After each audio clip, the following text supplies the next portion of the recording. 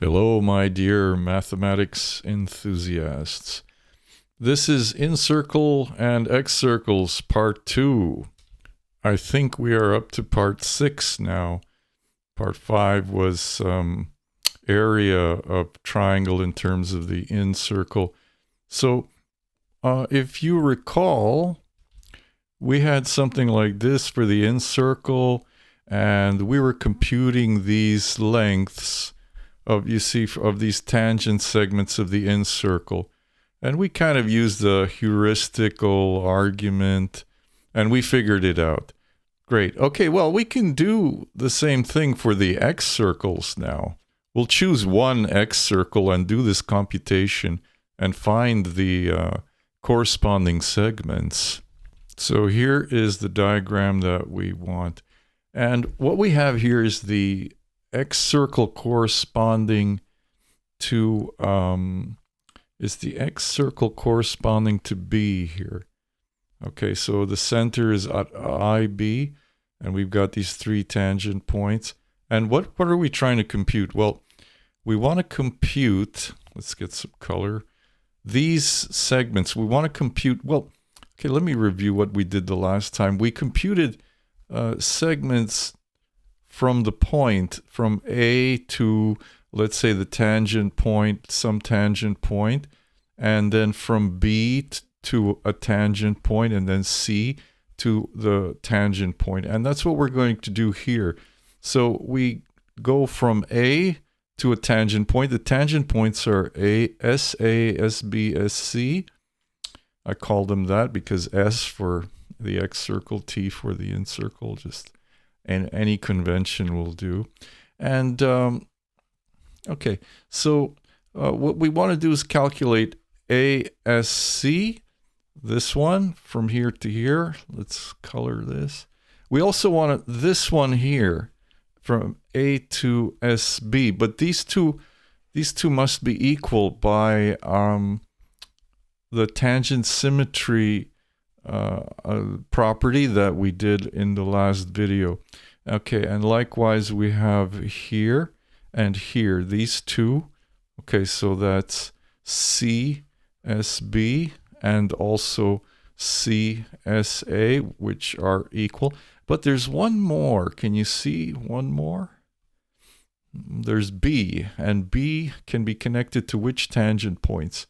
All the way from here to here, and all the way from here to here. So that's BSC and also BSA. They're all equal, all of these. Okay, so we have to find a way to calculate these things, but in this case, I want to do something much more organized. We'll use sort of a more organized technique, you'll see. So what we can do is write down some linear equations. So we'll do this one first, from B all the way to SC, all the way here. This one, like this. Okay, so BSC. Okay, this is equal to C plus ASC. And this is actually equal to this one here, all the way here. And this is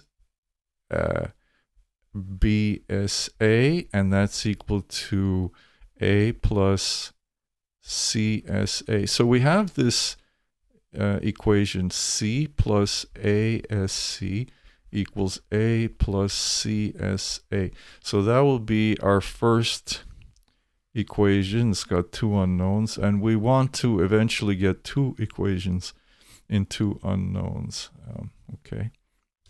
Now, if we look around a little bit, first let me erase some of this.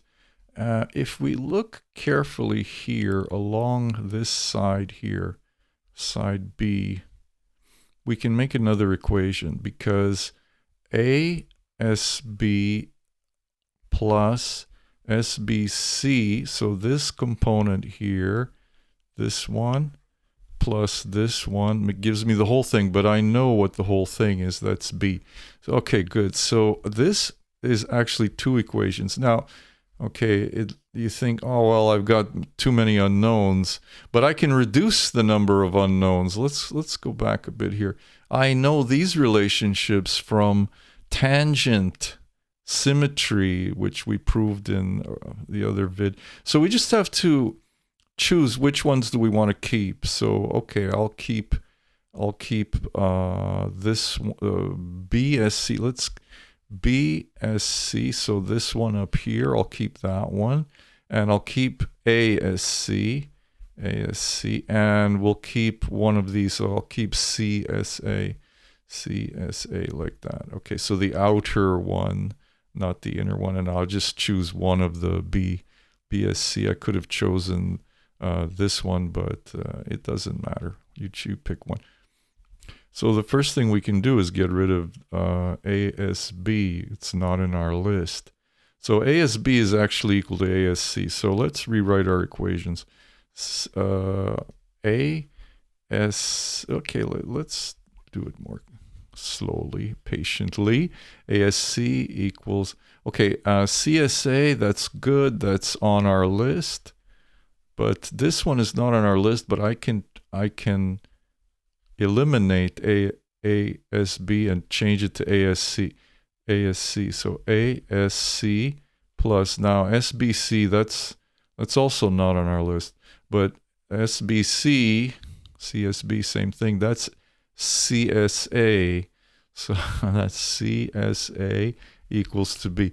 Very good. So we have these two equations. Now it's two equations in two unknowns, and now you know how to solve these things, right? So what I did here was just rearrange the first one to give me something better looking.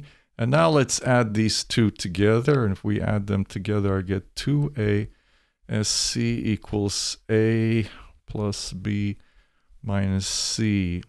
And you've seen this before. In the first video, we've seen this many times.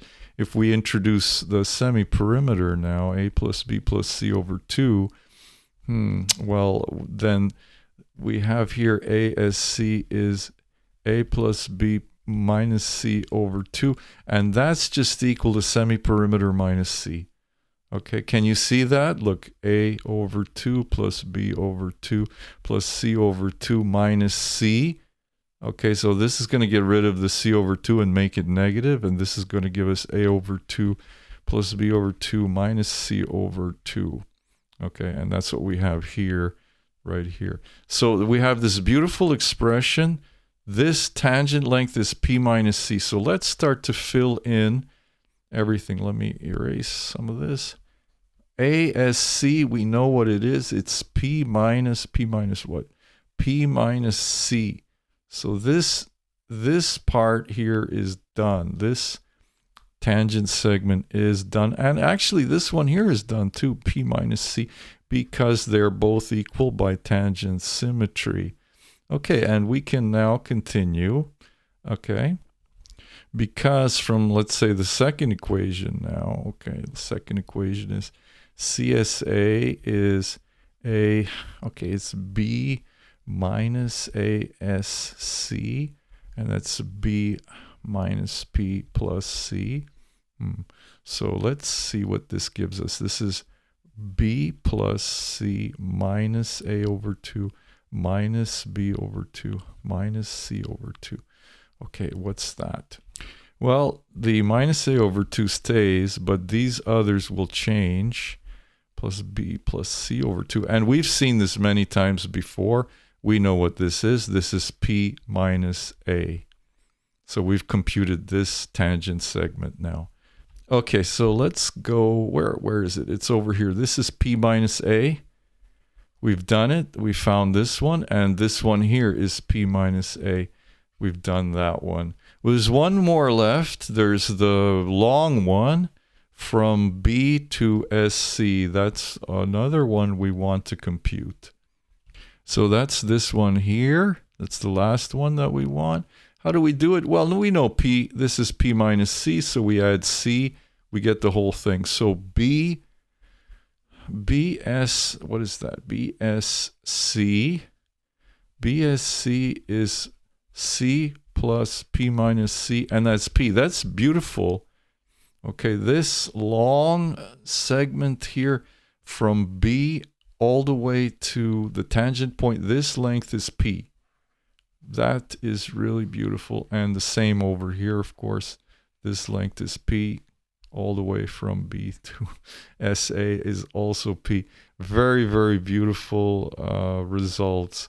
Okay, that's really something. So what we have, we can, we filled it all in. It's already done. I was thinking, okay, maybe we'll do another circle, but no, I think you should do it. So let me write down some exercises for you to try. There are 2 more excircles you saw from the picture I drew in the last video.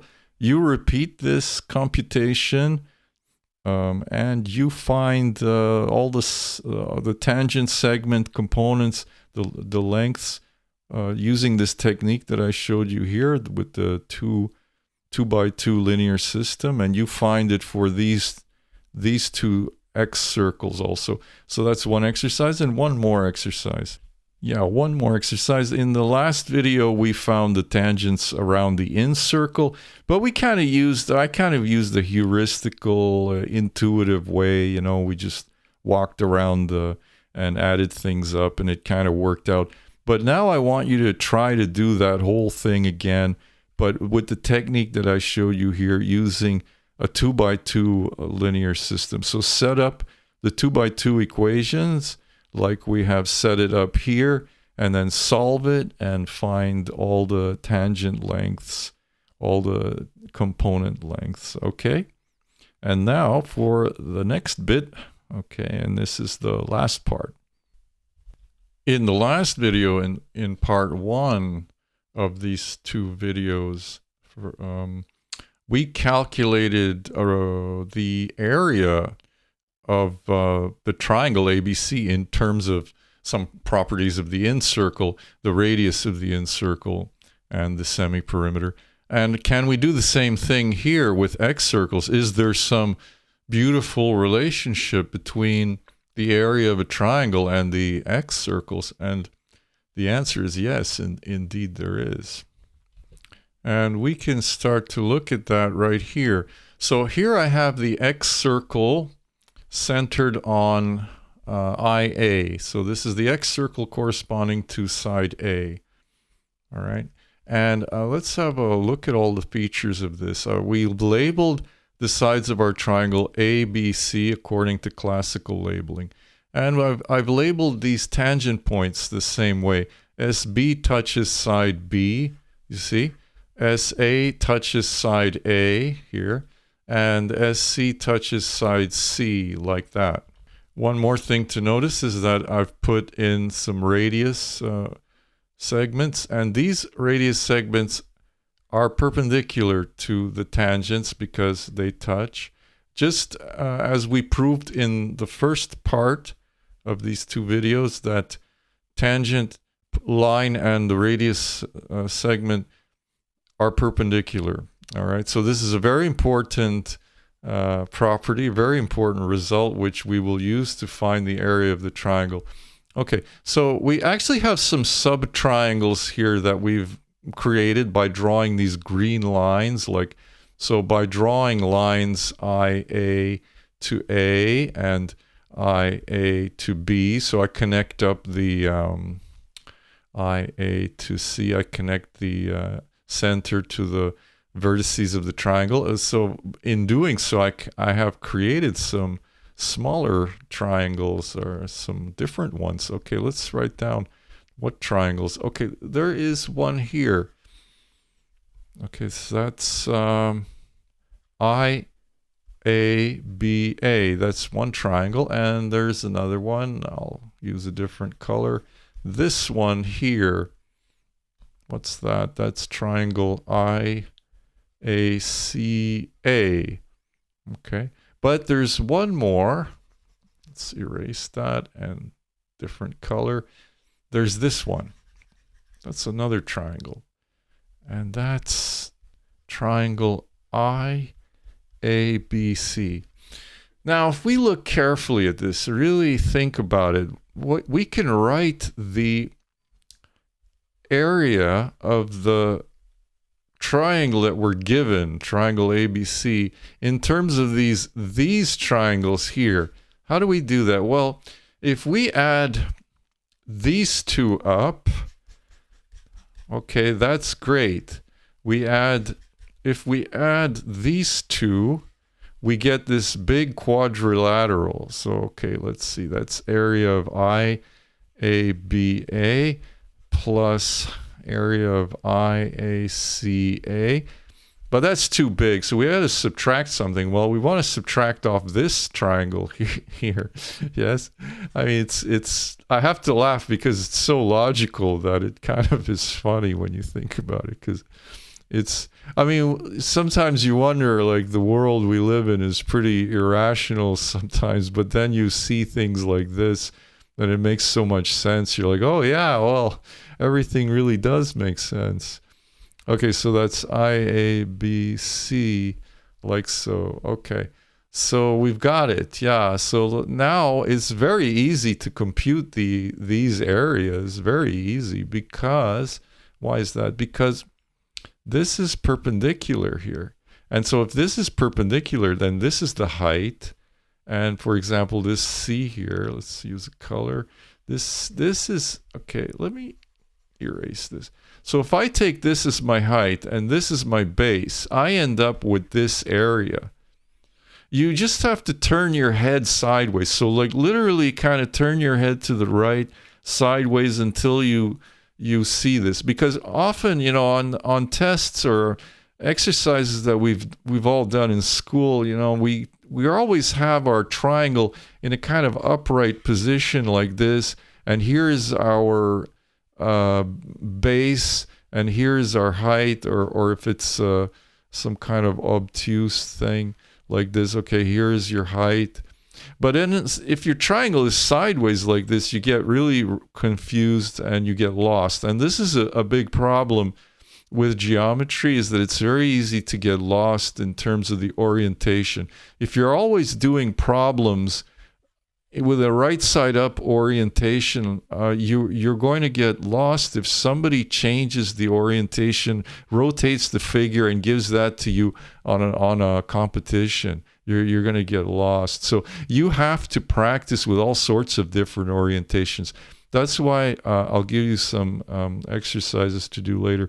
It's really important you draw it in every single way that you can and solve the problem. So here we have sideways kind of triangles. Here's the base, and here is my height, h. So that is very easy now to figure this out. This is 1/2 area of IABA, that's this one. So 1/2 times height, the height is radius A, and the base is C. This one here is, let's color it. That's this triangle here. So the height is, again, the same thing. It's radius of the excircle, but the base is B. And now finally, this one is 1/2 RA, and the base here is A, like this. Okay, very nice. Very beautiful formulas, and you'll see the final result is just spectacularly beautiful. So it's 1/2 RA, C plus B minus A. So let's rewrite this. 1/2 RA, this is minus A plus B plus C over 2. Now, we've seen this so many times. We know what this is. This is RA P minus A. Absolutely beautiful. Okay, this is the semi-perimeter, like always, over 2. So the area of this triangle is just the radius of the excircle times P semi-perimeter minus the length of the side that it's touching on the triangle. Okay, that's just a beautiful, beautiful, amazing thing. And of course, likewise, you can prove, which I want you to do for an exercise. Okay, let's go back to color black. exercise. I want you to do the same, yes, for the excircles that are on IB and IC. Okay, so I have actually given you a drawing in the last video. Just copy that to take a screenshot and just calculate the whole thing. Do these calculations and figure it out. And you have, finally, we can write it all down. You should be able to compute all of these things, and we can write it all down, that the area of the triangle ABC, just incredibly beautiful formulas. For the incircle, it's RP, and now for the excircles, I'll write it like this.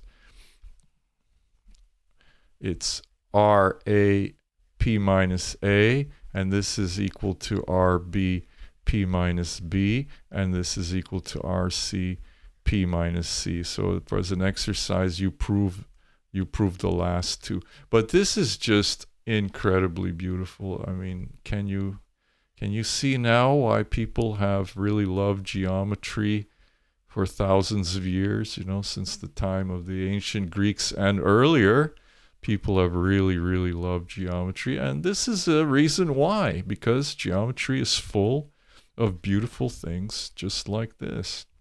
And so this is it. I'm sure you like this. How can you not like something so elegant like this? So please like the video and subscribe. And we are going to use this stuff in future videos. We need all of these results. That's why I had to talk about them, because we need them to prove cool stuff in geometry in future videos, in upcoming videos. And thank you for watching, and I will see you next time.